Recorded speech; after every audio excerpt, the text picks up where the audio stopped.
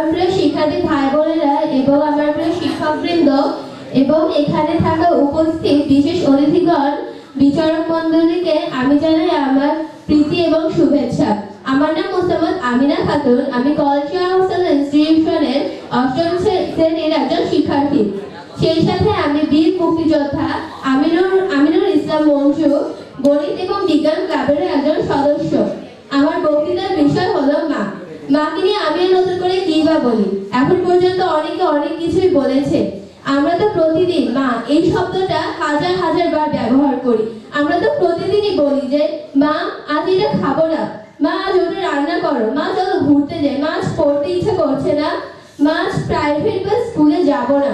আমরা যে এত কথা বলি, কিন্তু কোনোদিন কি বলি যে মা আমি তোমায় ভালোবাসি, তুমি আমার জীবনের সবকিছু, তুমি ছাড়া আমার পুরো পৃথিবীটা অন্ধকার, তুমি ছাড়া আমি অন্ধ। কিন্তু আমরা এই কথা কোনোদিনও বলি না। কেন বলি না? অনেকেই মনে করে যে এগুলো বলতে গেলে আমাদের মান সম্মান হয়ে যাবে। অনেকে মনে করে এগুলো বলবো কি না সেটা অনেকে ভাবতে ভাবতে দিন শেষ করে দেয়, কিন্তু কোনোদিনও কেউ বলে না। যদি কেউ একবার বলে দেখে যে মা আমি তোমায় ভালোবাসি, সেদিন দেখবে যে মা তাকে সাথে সাথে বুকে জড়িয়ে নিয়ে কান্না শুরু করে দিবে। সেদিন বুঝতে পারবে যে মা তাকে নিজের চেয়েও বেশি ভালোবাসে।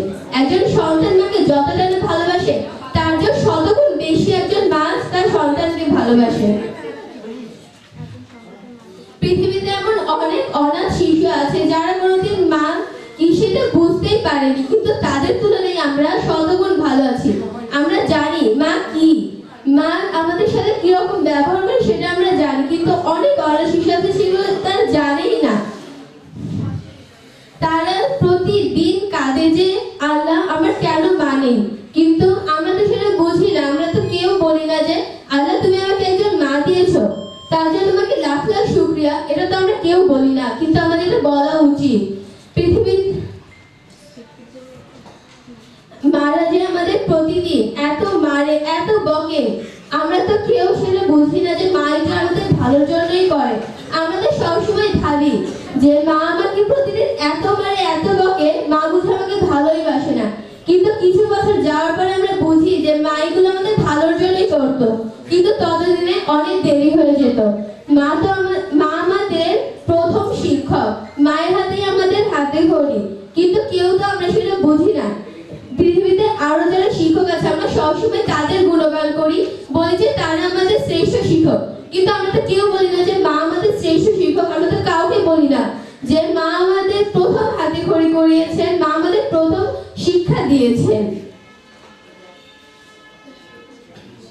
পৃথিবীতে এমন অনেক ছেলেমেয়েরা আছে যারা বড় হয়ে যে মাকে দূরে সরিয়ে দেয়, ঘরের এক কোণে ফেলে দেয়।